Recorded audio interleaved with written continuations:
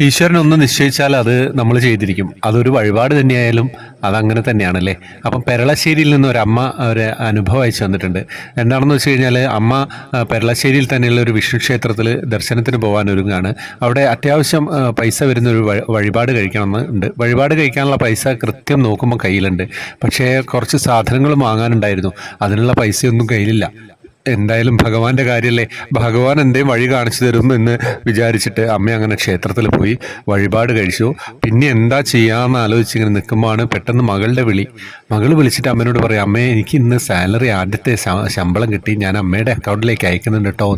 മക്കൾക്ക് അങ്ങനെയാണല്ലേ, പൈസയൊക്കെ കിട്ടിയാൽ ആദ്യം തന്നെ അമ്മയ്ക്ക് കൊടുക്കുക എന്ന് പറയുന്നത്, അല്ലെങ്കിൽ അച്ഛന് കൊടുക്കുക എന്ന് പറയുന്നത് ഒരു സന്തോഷമുള്ള കാര്യമാണ്. അപ്പം ഞാൻ പറഞ്ഞില്ലേ, ഭഗവാൻ എന്തെങ്കിലും നിശ്ചയിച്ചിട്ടുണ്ടാവും, നമ്മൾ എന്തെങ്കിലും ചെയ്യണമെന്ന് ഭഗവാൻ നിശ്ചയിച്ചിട്ടുണ്ടെങ്കിൽ അത് നമ്മളെ കൊണ്ട് ചെയ്യാൻ സാധിക്കും. അങ്ങനെ ഒരു രസമുള്ള ഒരു സുഖമുള്ള ഒരു അനുഭവമാണ് ഈ മഴയത്ത് ഞാൻ നിങ്ങളുമായിട്ട് പങ്കുവയ്ക്കുന്നത്.